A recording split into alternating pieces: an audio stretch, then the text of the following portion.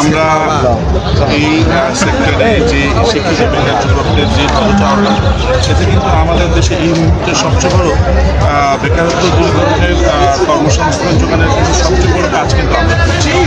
এই আমাদের খামারি ভাই নিজেরা উদ্যোক্তা হয়ে পড়াশোনা শেষ করে বিদেশ থেকে পোস্ট গ্রাজুয়েশন করে এসে চাকরির পিছনে ধন্যা হয় না থেকে আপনার নিজেরা উদ্যোক্তা হয়ে আরও 10 জনের জন্য কর্মসংস্থানের যোগান কিন্তু আমরাই দিচ্ছি ইনশাআল্লাহ।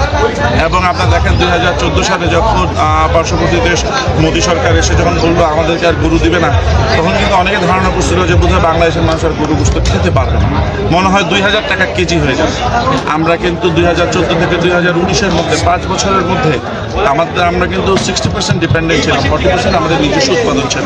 আমরা 60% কিন্তু ডেভেলপ করছি এবং 2019-এর মধ্যে কিন্তু আমরা 100% অ্যাচিভ করতে সক্ষম হয়েছি।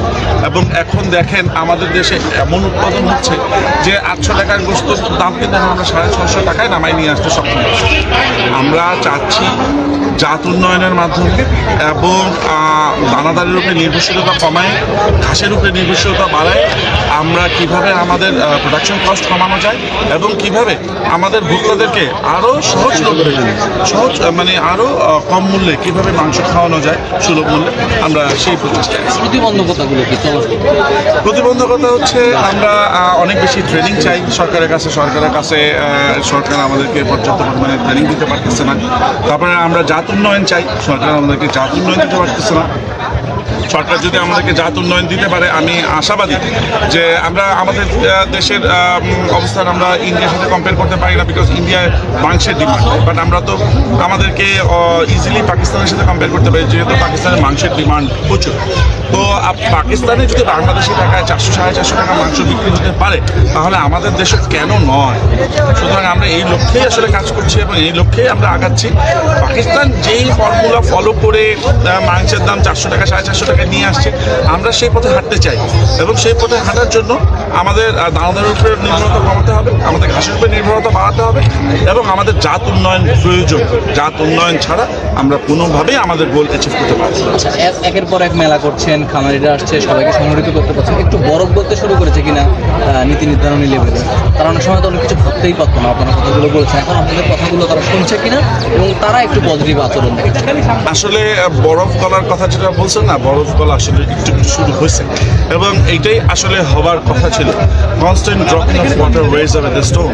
তো এটা আসলে হচ্ছে, আমরা আশাবাদী অচিরে। আজকে আমাদের ডিজি মহোদয়, আজকে আমাদের সচিব মহোদয় যে রাহাত ভাইয়ের আমেরিকান ব্রাহ্মা দেখে কিন্তু ওনারা অনেক উজ্জীবিত হয়েছেন এবং ওনারা কথা বলেছেন যে খামারিরা চাইলে কেন নয়, কেন এই ব্রিড আমরা দিব না যদি খামারিদের ডিমান্ড হয়। তো এটা আসলে আমাদের জন্য অবশ্যই একটা আশার বাণী যে আমরা আসলেই আশা করতেছি যে অচিরেই ইনশাল্লাহ আমাদের দেশে এই ব্রাহ্মা জাতটা কিন্তু বাংলাদেশে প্রথমে সরকারই কিন্তু নিয়ে আসছিল, মৎস্য প্রাণী মন্ত্রণালয় নিয়ে আসছিল, মধ্যে দিয়ে কিছু কারণে একটু বন্ধ ছিল, বাট এখন আবার ইনশাল্লাহ পুনরায় চালু হয়ে যাবে। ইমরান ভাই, একটা প্রশ্ন হলো, আপনার যেহেতু গরুর মাংস 650 টাকা আপনারা নির্ধারণ করে দিয়েছেন, কিন্তু 650 টাকা, কিন্তু আপনার বিভিন্ন জায়গাতে কিন্তু এই কমও বিক্রি করছে, সেক্ষেত্রে আসলে আপনারা ভোক্তাদের আসলে কি বলতে চান যে কেন আসলে 650 টাকা, কেন 600 টাকাও বিক্রি করে সেখানে কেন 650 টাকা নির্ধারণ করে দিলেন? আমরা আসলে লক্ষ্য করছি যারা 600 টাকা কিংবা কমে বিক্রি করতেছে ওই জায়গায় একটা শুভঙ্করের ফাঁকি আছে, যেমন তারা একটু অতিরিক্ত হাড্ডি দিচ্ছিল কিংবা অতিরিক্ত চর্বি দিচ্ছিল।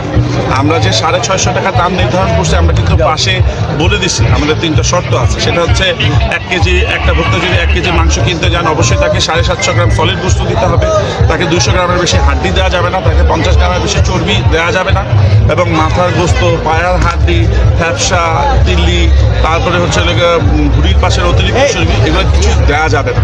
সুতরাং আসলে ভোক্তাদের যেন অধিকার সংরক্ষিত হয় এবং ভোক্তারা যেন মাংসটা কিনে নিয়ে বাসায় যেয়ে যেন আতঙ্কিত না হন, মানে বিব্রত না হন, এর জন্য কিন্তু আমরা দাম নির্ধারণের পাশাপাশি কিন্তু আমরা শর্ত বেঁধে দিচ্ছি যাতে ভোক্তারা 100% স্যাটিসফাইড। ব্যবসায়ী সমিতি থেকে আপনারা নির্ধারণ করেছেন, বাট সরকারের নীতি নির্ধারণী পর্যায়ে এখনও নির্ধারণ নাই, সে বিষয়ে আসলে আপনাদের কাছ থেকে কোনো পদক্ষেপ গ্রহণ করা হয়েছে? আমরা সরকার আমাদের ব্যবসায়ীদের কাছ থেকে জানতে চাইছে what can be a win-win situation for 3 party, like আমাদের খামারি ভাইদের জন্য যেন লস না হয়, আমাদের মাংস ব্যবসায়ী ভাইদের জন্য লস না হয় এবং ভোক্তারাও যেন খুশি থাকে। আমরা আমাদের পক্ষ থেকে সরকারকে প্রপোজাল দিয়েছি, সরকার এগুলো পর্যালোচনা করতেছে। ইনশাল্লাহ আমি আশাবাদী যে এই দামটি আসলে স্টেবল। ক্ষণস্থায়ী যাতে না হয়, সেটা যাতে একটু দীর্ঘস্থায়ী হয়। না, এটা ক্ষণস্থায়ী হবে না, আর এটা ক্ষণস্থায়ী হবে না, আবার ক্ষণস্থায়ী হতেও পারে। আমরা কিন্তু এই দামটা নির্ধারণ করছি 1 মাসের জন্য, এবং আমরা আশাবাদী যে 1 মাস পরে আমরা যখন আবার পুনরায় দাম নির্ধারণ, আমরা প্রত্যেক মাসে দাম নির্ধারণ করবো, এরকম একটা প্রপোজাল আছে। এবং আমরা আশাবাদী যে আমরা পরবর্তী মাসে যখন দাম নির্ধারণ করতে বসবো তখন আরও কিছু কমাইতে সক্ষম হবো। আমরা মানে বাড়তির দিকে যাব না, আমরা কমার দিকে আসতে বেশি ইচ্ছুক। আচ্ছা, ঠিক আছে, কথার